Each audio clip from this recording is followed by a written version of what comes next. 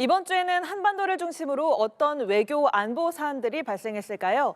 한 주간의 주요 이슈를 살펴보는 한반도 브리핑 시간입니다. 홍현익 전 국립외교원장과 함께합니다. 어서 오십시오. 네, 안녕하십니까. 네, 안녕하십니까. 네. 북한이 작년 9월 그리고 이번 달 4일에 한국 네. 측에서 두 차례 무인기를 보냈다라고 주장을 하고 있습니다. 그러면서 무인기 사진도 공개를 했는데요. 일단 우리 국방부는 사실이 아니라는 입장을 밝혔습니다. 그 해당 기종을 우리 군이 보유하고 있지도 않고 그 날짜에 무인기를 운용하지도 않았다라고 해명을 했는데 북한의 이러한 주장 어떻게 된 걸까요? 네, 북한이 그 한국에 대해서 그동안 좀 침묵을 지켜오다가 오랜만에 우리 정부를 겨냥해서 좀 비난 메시지를 발표를 했는데요. 그 무인기 사건이 윤석열 정부에서 북한의 그 외환 위기라 그래서 외부에서 국가의 위기를 불러들이는 그런 위기를 일으켰다는 것의 하나로서 무인기를 평양에 보냈다. 뭐 이런 그것이 지금 수사되고 있잖아요.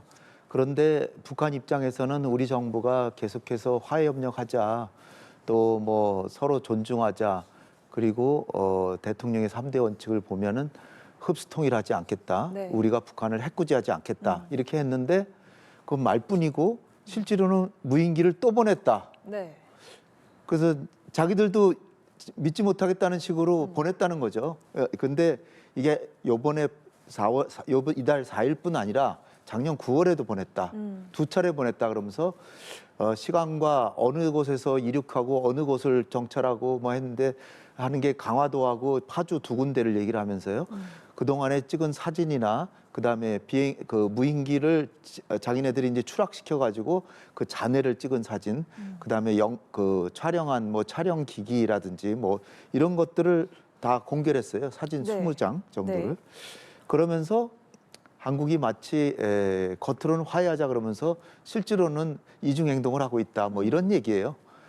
그런데 저희가 아무리 생각을 해도 우리 정부나 군이 이걸 보냈을 리는 없어요. 네. 제가 볼 때는 만약에 우리 군에서 보냈다면 그 보낸 군 그 지휘관은 아마 문책당하고 아마 처벌당할 겁니다. 제가 볼 때는. 네.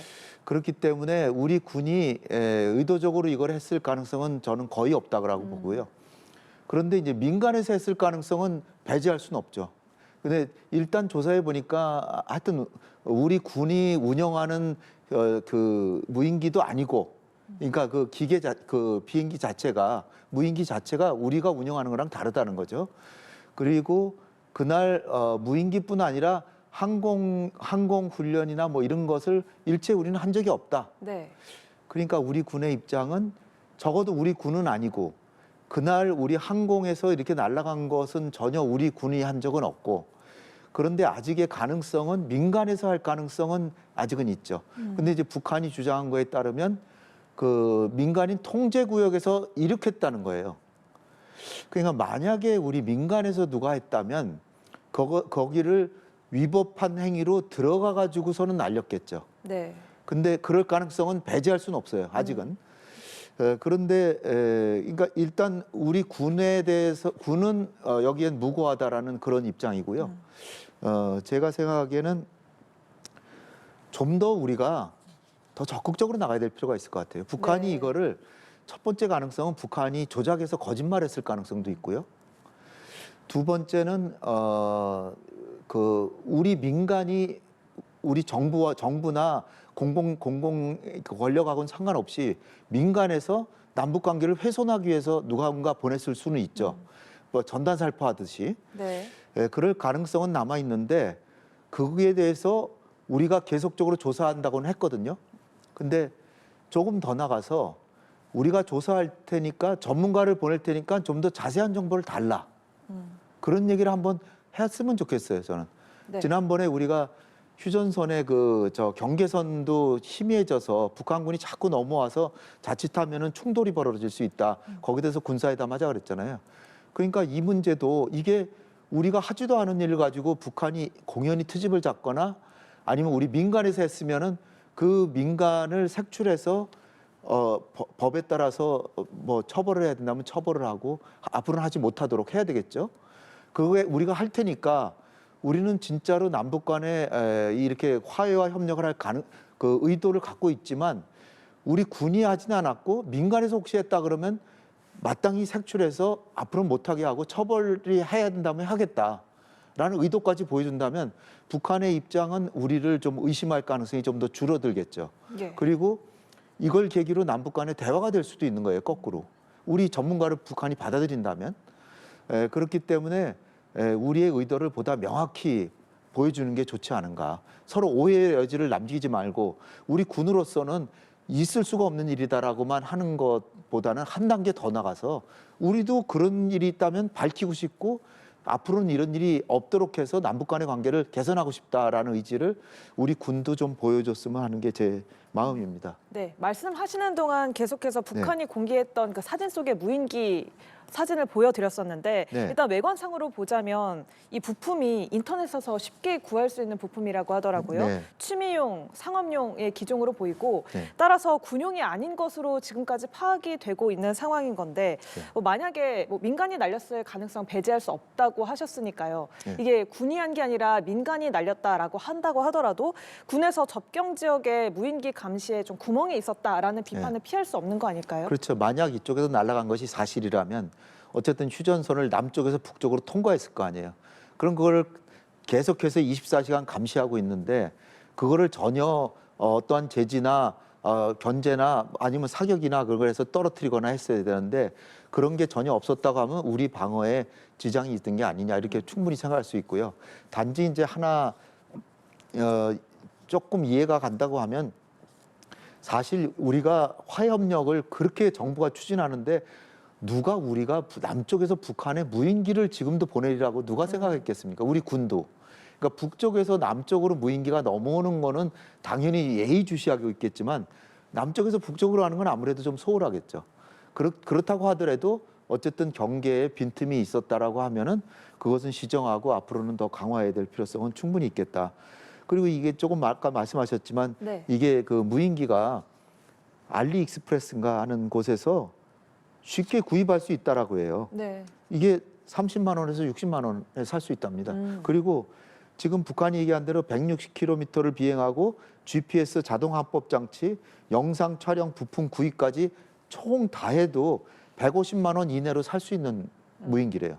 그러면은 누구라도 사실 150만 원이면은 의도만 있다면은 얼마든지 큰 돈이 아니니까 얼마든지 구입해가지고 몰래 통제 지역에 가가지고선 보냈을 수도 있겠죠. 그러나 이제 이거는 더 조사를 해봐야 상황이 나오겠죠. 네, 앞서 우리 정부가 이번 사태에 어떻게 대응하느냐에 따라서 좀 소통의 기회로 바꿀 수 있다라는 말씀을 해주셨는데 한편으로는 좀 이런 걱정도 들어요. 북한의 네. 반응을 보면 한국이 앞에서는 소통을 하겠다고 너스레를 떨면서 도발을 하고 있다 이렇게 오해를 하고 있는 거거든요. 어떻게 보면 네. 이중적인 그런 그렇죠. 태도로 오해를 하고 있는데 그렇다면 우리가 계속해서 좀 평화의 손짓을 하고 남북 관계를 개선하기 위한 노력을 하고 이런 거에 대해서 오히려 거부감을 드러내거나 이럴 가능성은 없을까요? 첫 번째로는 북한의 자작극일 수도 있어요. 이거 뭐 150만 원밖에 안 하는 거 어떻게 조작해가지고서 남쪽에서 날라온 척 해가지고서 하고 우리가 전문가 보내겠다 그래도 안 받아들이고 네. 그런 식으로 하면서 그냥 이거를 하나의 계기로 삼아서 북한 주민들한테 남한에 대한 적개심을 고취하고 지금 당대회가 2월 전에 이제 개최될 예정이거든요. 5년 동안 국가 계획을 세우는 중요한 행사이기 때문에 이게 또 두 개의 국가론 이거를 또 더 강조하기 위해서 일부러 이거를 조작해서 했을 가능성도 있습니다. 제가 뭐 확신은 못하지만 네. 가능성도 있고 두 번째는 오해할 수도 있죠. 특히 우리 만약 이쪽에서 갔다 그러면 오해가 아니라 사실이더라도 우리 당국을 욕했다라고 하면은 우리 당국은 막으려고 한 의도가 분명하다면 우리는 다시 한번 우리는 전혀 그런 의도가 없고 무인기를 보낼 의도도 없고 막으려고도 하는데 만약에 우리가 좀 소홀해서 날아갔다라고 하면은 그거를 색출하는데 협조해달라. 그러면은 색출해서 처벌도 하고 사과도 하겠다. 그렇게까지 해주면 더 남북 간에 오히려 대화의 기회도 되고 북한이 만약 자작극을 했다 그러면 북한도 움찔하겠죠. 우리 전문가 받으라 그러면 받지도 않고 뭐 그냥 회피하고 뭐 그런 식으로 나올 거 아닙니까? 우리가 수세에 몰릴 필요가 없다 그거죠. 그리고 우리는 민주국가이기 때문에 민간인이 그런 일을 했을 수도 있거든요. 그거 하지 못하도록 하겠다라고 다짐을 하면서 우리 정부는 남북 간의 화해 협력을 하도록 우리는 계속해서 노력을 하고 있는 중이다라는 걸 분명히 의사를 전해야 된다고 봅니다. 네, 지금 언급을 하셨지만 북한이 남측에 적개심을 보이고 있는 이 시기 그리고 배경을 좀 더 자세하게 살펴보자면 말씀하신 것처럼 이제 곧 당대회를 앞두고 네. 있잖아요. 앞으로 5년간 북한의 노선이 정해지게 될 텐데 어떤 정치적 셈법이 깔려 있을 것 같다라는 말씀도 해주셨어요. 북한에서는 어떤 생각을 하고 있는 걸까요? 글쎄 이게 단지 이제 대외 선전만 하기 위해서면은 이렇게 그 대외 방송으로만 할 텐데 그렇지 않고 노동신문에 냈어요. 네. 노동신문 북한 주민들이 많은 사람들이 보는 신문이거든요. 거기 이면에 사진하고 같이 게재했고 라디오 방송에서도 했다는 거예요. 그러니까 다분히 북한 내부의 정치적 용도로 쓰려고 하는 의도가 보인다는 거죠. 근데 이제 북한이 뭐 러시아에 파병해서 좀 돈도 벌고 있고 그 뭐 그러고 있지만 그래 계속 경제가 어렵잖아요. 대한민국의 경제력이 지금 60분의 1로 추락한 상태예요. 그러니까 사실은 1970년대 이전에는 남북한 간의 경제력이 어느 정도 비슷했는데 지금 거의 60배가 넘게 60배나 차이가 나니 북한의 지도부로서는 고개를 들 수가 없는 거죠. 그러니까 그럴 때 이 지도부가 할 수 있는 거는 이게 외부 탓이다. 남한이 우리를 괴롭히고 남한과의 경쟁을 하고 그러기 위해서 부득이 이제 국방비도 많이 쓰고 하다 보니까 우리 경제가 조금 좀 이렇게 만족스럽지 못한 수준인데 그런 거를 정당화할 수 있는 거죠. 그러는 측면에서 지금 남한을 비난하고 나온 측면이 있기 때문에 우리가 좀 더 당당하게 나갈 필요도 있고 그들이 사용하는 용어로 뭐 서울의 불량배 정권이라는 용어도 네. 썼는데 이거는 제가 보기에는 이재명 정부가 아니라 윤석열 정부를 지칭한 것 같습니다. 그러니까 서울의 불량배 정권이 그 몰락했는데도 새 정권이 어쩌고 저쩌고 이렇게 얘기를 한 거거든요. 그러니까 윤석열 정부를 보고 불량배 정권이라고 한 것이라고 저는 보고 있고요. 그러나 어쨌든 남한은 근데 이번에는 대한민국이 안 하고 한국이라 그런 것 같아요. 한국은 가장 적대적인 적이다. 네. 경계해야 된다. 그것은 이제 내부 정치용으로 지금 활용하고 있는 것 같습니다. 네, 안규백 국방장관이 계엄 악몽이 엊그제 같은데 어떻게 네. 그럴 수가 있겠느냐라면서 못 믿겠다면 합동 조사를 진행하자라고 제안을 했습니다. 네네. 북측이 이 제안을 받아들일 가능성 얼마나 된다고 보세요? 그러니까 제가 말씀드린 거랑 비슷한 맥락인데 네. 합동조사도 뭐 받을 가능성이 좀 크다고 보지는 않고요. 그렇지만은 이제 합동조사라면은 그들이 뭐 자료를 갖고 와서 어디 판문점에서 만나서 서로 자료도 교환하고 뭐 이렇게 하면 좋겠는데 적어도 우리 전문가를 보내거나 판문점에서 만나서 북한이 가진 보다 정확한 정보를 주면 우리가 만약에 누가 그런 일을 했는지를 색출하는 데 도움이 되겠다. 그리고 그 진실성을 가지고 우리는 조사를 하는 거죠. 그래서 만약 민간에서 나오면 그 사실을 밝히고 우리 민간에서 그랬는데 이거는 우리 정부의 뜻은 아니다. 미안하다. 이렇게 얘기를 할 수 있겠죠. 네. 예. 자, 한편 김정은 위원장은 러시아와의 관계에 공을 들이고 있는 모습을 보이고 있습니다. 일단 본인 생일날에 푸틴 대통령에게 회답 서한을 보냈다라는 보도도 네. 나오고 있고, 그리고 지금 이 상황이 우크라이나 전쟁이 끝날 듯 끝나지 않으면서 굉장히 장기전으로 이어지고 있잖아요. 북한군이 추가로 파병할 가능성도 있을까요? 북한군은 지금 12,000에서 14,000명 파병한 상태고요.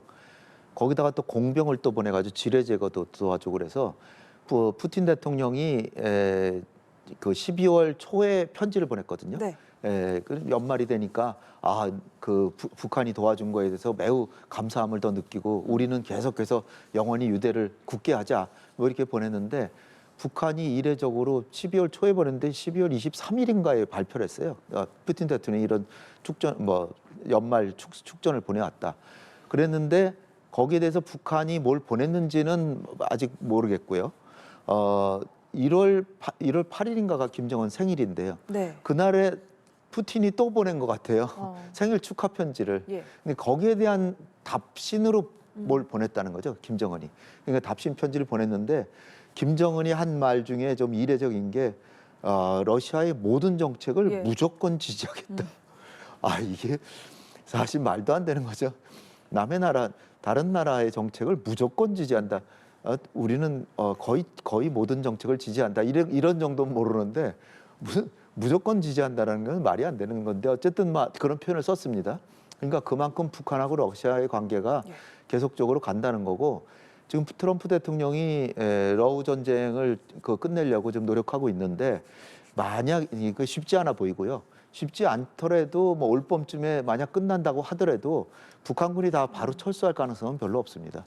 왜냐하면 거기 전후 복구 작업이 엄청나게 많기 때문에 그 전투에 파견됐던 그 병사들을 노동력으로 활용해서 계속 한동안은 남아 있을 가능성이 크기 때문에 러시아로서는 북한한테 많은 신세를 진 거고 북한은 그런 걸 자꾸 일깨워 가지고 러시아가 큰 보답을 해야 된다는 책임감을 자꾸 불러일으키고 있는 중입니다. 지금.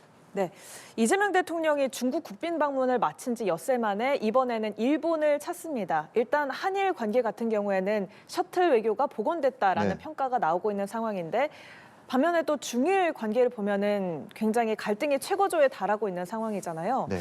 이재명 대통령이 일본을 찾아서 어떤 입장을 취할 거라고 네. 보세요? 이 대통령이 시진핑 주석을 2달 만에 만났고요. 다카이치 총리는 2달 반 만에 만납니다. 그러니까 아주 그 한중일 관계가 조금씩 이제 나아지고 있는 그런 상황을 이제 우리가 볼 수 있고 다카이치 총리도 2달 반 만에 2번째 만나는 거고 이재명 대통령이 취임 이후로 일본의 총리를 만난 건 5번입니다. 그 전에 이시바 총리도 3번이나 만났기 때문에 그러니까 한일 관계도 과거보다 더 좋아지고 한중 관계도 정상화되고 한미 관계는 지도자 간의 신뢰가 돈독하게 지금 쌓여 있고 관세 문제도 타결이 됐고 그런 상황에서 지금 셔틀 외교, 한일 간의 셔틀 외교를 뭐냐면은 실무회담을 위해서 격의 없이 자주 만나자는 거예요. 네. 그래서 이번에는 특히 그 다카이치 총리의 고향인 나라현을 방문합니다. 네. 나라가 사실 백제가 가서 거기에 왕조를 세웠다는 그곳이잖아요. 그러니까 우리한테도 뜻깊은 곳인데 나라를 방문해서 셔틀 외교를 확고히 하고 그 다음에 이제 이번에는 그 조세이 탄광 그 갱도 수몰 사고가 있었어요. 1942년에 여기에 조선인 136명이 죽었습니다. 그런데 이제 그분들 유해 문제라든지 이런 거에 대해서 일본이 그렇게 협조를 안 해왔는데 지금 과거사 문제가 심각하고 다카이치 총리가 언제 또 독도 문제 또 얘기할지도 모르는데 이런 것도 우리가 사전에 관계를 우위를 돈독히 하면 독도 문제 얘기하려다가도 안 하겠죠. 그리고 이 과거사 문제도 조심스럽게 네. 이렇게 우리 그 사망자 발생한 분들에 대한 인도주의적 처우부터 시작해서 이거를 개선하고 또 하나는 그 CPTPP라는 게 있어요. CPTPP. 우리가 RCEP이라고 한 거를 중국이 주도하는 그 다자 그 무역 협상에 우리가 회원인데 그거는 중국이 주도하고 있고요. 근데 CPTPP는 일본이 주도하고 있어요. 여기 영국도 가담했고 10개 나라 정도가 회원인데 여기에 우리가 가입하는 게 우리 국익을 위해서 매우 도움이 되는데 일본이 막고 있는 거예요, 지금까지. 이거를 가입하는 것에 대한 선처를 우리가 또 이번에 얻게 된다면 굉장한 성과가 아닐까. 네. 그러다음에 뭐 IT 협력이라든지 뭐 AI 협력 이런 것도 이제 다지려고 하고 있는 중입니다. 네, 이번엔 주제를 바꿔서요. 끝으로 네. 트럼프 대통령이 강압적인 방식으로라도 그린란드를 확보하겠다라고 밝혔습니다. 네. 그리고 현지 주민에게 현금을 주는 매입 방식의 네. 그런 시나리오도 검토하겠다고 밝혔는데 이게 현실화 가능성이 얼마나 있을지도 좀 궁금하고요. 네. 그리고 왜 미국에서는 이렇게까지 그린란드에 집착을 하는 걸까요? 일단 집착하는 이유는 사실 간단합니다. 트럼프 얘기로는 그린란드 쪽을 봐라. 거기 러시아 선박과 중국 선박이 그냥 때를 지어 다니고 있다. 뭐 이런 얘기예요. 중국 선박은 북극 항로를 개척한 나라가 중국이거든요. 북극 항로에 그 선박이 운행하는 그 대수를 보면 국제 운행을 보면 90%가 중국 배입니다. 그 정도로 중국 배들이 북극 쪽으로 많이 다니거든요. 그거 차단해야 된다는 거고. 두 번째는 러시아의 핵 잠수함. 이게 대서양적으로 나오려면 거기 통과해야 되는 거예요. 그러니까 거기를 막아야 된다. 그런 거고. 그 다음에 이제 오히려 더 큰 이유가 히토류가 지금 중국하고 경쟁하는데 결정적인 지금 미국이 지금 꿀리는 요인이잖아요. 전 세계 히토류의 3분의 1이 그린란드에 매장돼 있습니다. 네. 근데 개발이 안 되고 있죠. 트럼프는 거기를 소유해서 자기가 개발해서 중국하고 맞상대 하겠다. 그러니까 북극 항로도 막고 이거 맞상대도 하겠다는 건데 사실은 남의 나라 땅을 돈 주고 사겠다? 말이 됩니까? 우리가 태평양에 안보가 위태로우니까 스시마 섬을 우리가 살 테니까 팔아라. 일본이 어떻게 반응할까요? 사실 말도 안 되는 거죠. 이 주권을 돈 주고 사고 파는 거는 과거에 루이지애나 매수라든지 알래스카 같은 거는 옛날에 미국이 샀는데 그거는 미국이 아니 러시아가 팔고 싶어서 파는 거고요. 루이지애나가 엄청나게 큰 땅을 미국이 샀는데 그게 겨우 1,500만 달러에 산 거예요. 지금 돈으로 해도 정말로 싸게 산 거죠. 근데 프랑스가 그냥 팔아서 아이 속 시원하다 그러고 파는 거예요. 그런데 지금 그린란드는 전혀 다른 상황이다. 그죠? 네. 지금 심각한 문제가 뭐냐면 나토라는 게 1949년 이후에 러시아로부터의 유럽의 안보를 지켜왔는데 그거는 나토 회원국 어느 나라도 침략을 하면 전 회원국에 대한 침략으로 간주해서 집단 안보를 하는 건데 지금 이 상황은 자칫하다가 그 집단 안보 내부의 회원국끼리 전쟁이 벌어질 수도 있는 그런 상황을 지금 서슴없이 얘기하고 있는 건데요. 이게 나토의 해체 위기입니다, 지금. 네. 그래서 아주 심각한 문제고 그런데 이제 트럼프 대통령은 국무장관은 이게 군사력을 사용할 가능성은 아직은 아니고 돈 주고 사겠다는 거다. 거기까지는 좋은데 트럼프 대통령은 아니 백악관에서는 이게 최고 통수권자는 군사력을 사용할 수 있는 권한을 갖고 있다. 이게 무슨 얘기겠어요? 그다음에 뭐 국제법 이건 국제법은 정의하기 나름이기 때문에 결정은 내가 한다. 트럼프 대통령 그러고 있고요. 그리고 나토가 훼손되더라도 그린랜드 확보에 나설 수 있겠냐 그랬더니 그건 선택의 문제다 그랬겠습니다. 그러니까 지금 덴마크나 그린랜드에서 난리가 났고 유럽 전체도 지금 이 문제 때문에 이게 유럽과 미국하고 갈라서느냐 마느냐 막 이런 위기 상황인데 유럽 지도자들도 실리주의적으로 러우 전쟁에서 미국의 도움이 필요하니까 그 미국을 노골적으로 비난을 못 하고 있는 그런 상황입니다. 네, 알겠습니다. 여기까지 듣도록 하겠습니다. 지금까지 홍현익 전 국립외교원장과 함께했습니다. 고맙습니다. 감사합니다.